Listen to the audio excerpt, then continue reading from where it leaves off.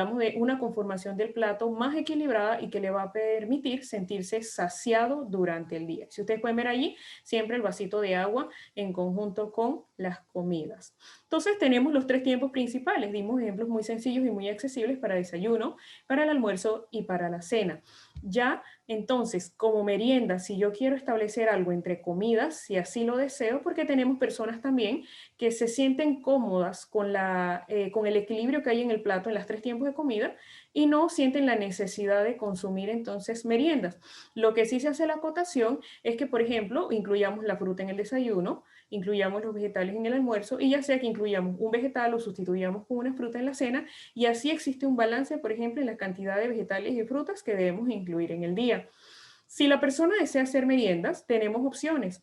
También el principal siempre va a ser la fruta entera, porque la fruta entera tiene todas sus vitaminas, sus minerales, en la fibra a las que se comen, la cáscara está completa. Tenemos, por ejemplo, un yogur, puede ser light o un yogur natural, que son las nuevas indicaciones que se dan, que sea bajo en azúcares. Un sorbete de fruta significa cuando yo congelo la fruta, la puedo poner a descongelar con un poquito de leche y la licúo en la licuadora y me va a quedar en consistencia pastosa tipo helado que puedo volver a congelar y ya tenemos un heladito solamente con el concentrado de la fruta. Puede ser gelatina que compremos sin azúcar y le agregamos valor nutricional a través de fruta cortada. Pueden ser duros, paletitas de fruta, pueden ser licuados, batidos de fruta, pero con una porción de frutas. Cuando hablamos, por ejemplo, de una porción de frutas, ¿qué significa?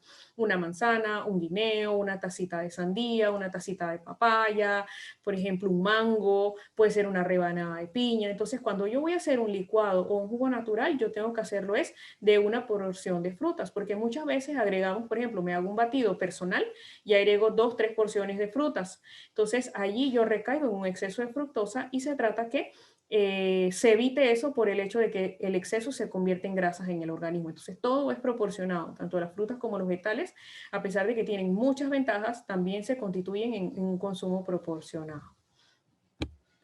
De allí entonces tenemos el parámetro de la actividad física. Vimos la alimentación, la importancia que tiene la alimentación en el organismo, por ejemplo, el equilibrio, el hecho de sentirnos satisfechos. Y vemos entonces ahora la parte de la actividad física. Para nosotros la actividad física tiene un potencial en el efecto de inyectar energía en el estudiante, de quitarle ese sueño, esa somnolencia, esa pereza, para poder hacer todas sus tareas, para poder también que el cerebro se ponga en actividad y pueda absorber todo lo que está aprendiendo, más en virtualidad, como les menciono, que nos obliga a estar sentados, nos obliga a estar sedentarios por un periodo de tiempo. Entonces es importante el tema de organizarnos en la actividad física. Cuando yo hablo de organizarnos en la actividad física, hablamos, por ejemplo, de elegir 1, 2, 3 días a la semana. Utópicamente se piensa de que si yo no lo hago 7 o 24/7, no lo estoy haciendo bien. Eso, por ejemplo, se deja a las personas que en redes sociales se dedican a vender, por ejemplo, sus servicios de realización de actividad física, pero sabemos que todos tenemos contextos, y más en la universidad, donde tenemos que ajustarnos a los horarios académicos. Entonces hablamos de que la mayoría de los días mantenernos activos, ayudar en casa, ahora que estamos en casa, por ejemplo, trabajos de aseo, pasear al perro, jugar con los niños, los hermanitos. Por ejemplo, 5 días a la semana hablamos de actividades mucho más específicas, como los aeróbicos, por ejemplo, caminatas, natación, bicicleta, algún deporte, sobre todo también teniendo en cuenta que podemos hacer muchas de estas cosas en casa bajo la seguridad, mirando el contexto actual. 2, 3 días a la semana también están ejercicios de meditación, yoga, tai chi, incluso también están aquellos ejercicios de musculación, que siempre entonces se le indica a los estudiantes que si desean hacer ejercicio de musculación, asistan también con un nutricionista para que no recaigan en suplementaciones innecesarias que puedan afectar a su salud. Ya menos 2 horas al día hablamos de la televisión, de la computadora. Sabemos que, por ejemplo, en la etapa universitaria es prácticamente imposible porque tenemos que ajustarnos a las horas académicas. Pero es por eso que retorna o se refuerza la idea de que debemos incluir actividad física para poder seguir inyectando energía a nuestro día a día y realizar todas nuestras tareas con energía. Hablamos entonces de promover las pausas activas durante las clases, programar horarios para realizar actividad física, realizarse de 2 a 3 veces por semana, aprovechar horas libres dentro del día en la casa. Hablamos del gimnasio universitario cuando estábamos presencialmente, pero ahora tenemos el gimnasio en casa que podemos hacer videos, podemos saltar soda, podemos hacer máquinas, si alguno tiene una máquina estacionadita para las toallas, o sea, podemos ingeniarnos y mantenernos activos en casa. De ahí entonces viene otro parámetro importante que es el consumo de agua. Como yo les mencioné, la hidratación tiene un papel importante en el funcionamiento del organismo. También es otro de los elementos que cuando la persona está deshidratada se siente somnolienta, se siente perezosa. Entonces es por eso integrar todos esos parámetros para poder sentirnos bien.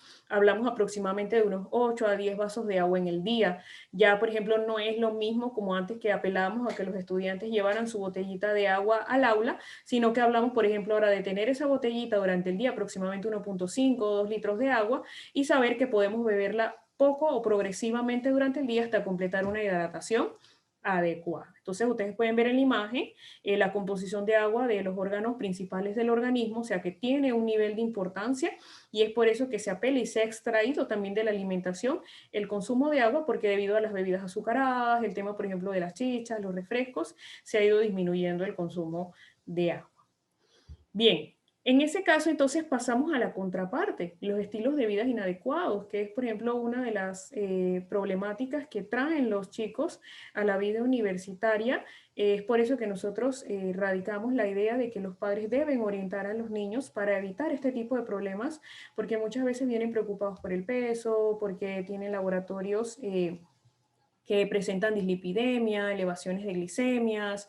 Entonces, se trata de quitar un poco esa preocupación que va a tener el adulto joven cuando llega a la universidad o cuando llega a esta etapa, enseñándoles desde niños o dando orientaciones nutricionales adecuadas.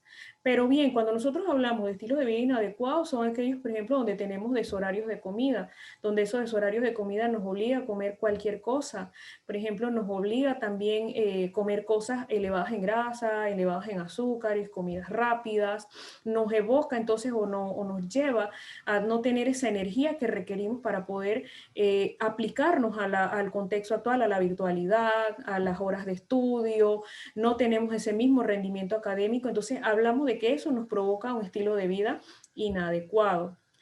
Estilo de vida inadecuado en el sentido de elevaciones de azúcar. Ustedes pueden ver en la imagen, por ejemplo, la cantidad de azúcar que tienen ciertos tipos de productos ultraprocesados y cuánto tiene a diferencia el agua, que no tiene nada de azúcar, algunos efectos que producen o algunos órganos que se ven afectados por el consumo regular de gaseosa, y no solamente la gaseosa negra, sino hablamos entonces de la gaseosa de cualquier color, de cualquier tipo, tiene implicaciones importantes en el organismo. Hablamos entonces de la cantidad de azúcar. Ustedes pueden leer allí que si yo no, ¿por qué se toma una cantidad, una soda, si se está consumiendo 22 sobres de azúcar en ella? Entonces, si evaluáramos un poquito, como en la imagen de al lado, la cantidad de azúcar o nos diéramos cuenta la cantidad de azúcar que tiene un elemento, por ejemplo, nos dieran la soda y un paquetito o media librita de azúcar, una libra de azúcar, que es el contenido que trae una soda, entonces yo siento que la persona también evaluaría dos veces ese consumo sabiendo las implicaciones que tiene el azúcar simple. Si hablamos, por ejemplo, en estilos de vida inadecuados, tenemos también en las calorías de comidas rápidas. Esto no debe ser regular, debe ser algo muy poco usual, no ser con un patrón recurrente dentro de la alimentación, debemos disminuirlo. Y evitando ¿qué? Riesgos de enfermedades, obesidad, hipertensión arterial, diabetes mellitus, aterosclerosis, que es una realidad en los adultos jóvenes hoy en día. Y más con el contexto de la COVID-19, hemos visto jóvenes morir por complicaciones debido principalmente a la obesidad. Entonces, cuando hablamos de alimentación consciente, nosotros evocamos ¿a qué? Ustedes pueden ver que una alimentación, por ejemplo, ¿qué no es una alimentación o qué es lo que no recomienda una nutricionista? Por ejemplo, vemos una alimentación mala, muchos ultraprocesados toda la semana, o que la persona piensa que el nutricionista se la pasa comiendo lechuga toda la semana. La mentalidad dieta, yo como de lunes a jueves bien y de viernes a domingo, entonces me doy mi cheat meal o me doy mis comidas libres, o por ejemplo me restringo, me prohíbo hasta que llega un día en que ya no puedo más y como todo lo que no me había comido en la semana. Sin embargo, nosotras, la orientación siempre va a ser una alimentación consciente, una buena relación con la comida, donde hay un equilibrio. Nosotros de vez en cuando podemos incluir algo diferente en forma proporcionada, o sea, moderada, y es lo que vamos a recomendar también al paciente para que se sienta bien con su alimentación y con lo que está realizando día a día. ¿Eh? Entonces, al final, ¿qué buscamos? No buscamos un estudiante, por ejemplo, como en la línea de arriba, que no se preocupa mucho por su alimentación durante esta época y al final está buscando trabajo, no solamente, por ejemplo, con la preocupación de si consigue o no, sino con la preocupación de que no se siente bien, de que quizás muchas veces tiene que ir a asistir a citas médicas.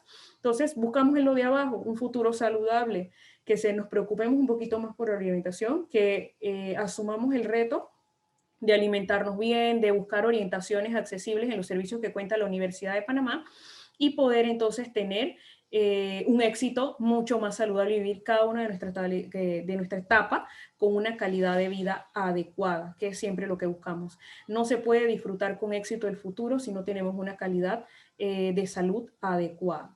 Entonces, básicamente ese era el mensaje que nosotros queríamos darle como Instituto de Alimentación y Nutrición. Nuevamente y siempre le damos la cordial bienvenida a este nuevo año lectivo 2021 y estamos a la orden en el Instituto de Alimentación y Nutrición en la Clínica de Atención Nutricional. Como pueden ver y pueden recordar, tenemos planes muy accesibles para los estudiantes, $5 la primera consulta, $2.50 las reconsultas y estamos atentos a atenderlos. Que les vaya muy bien, cuídense mucho.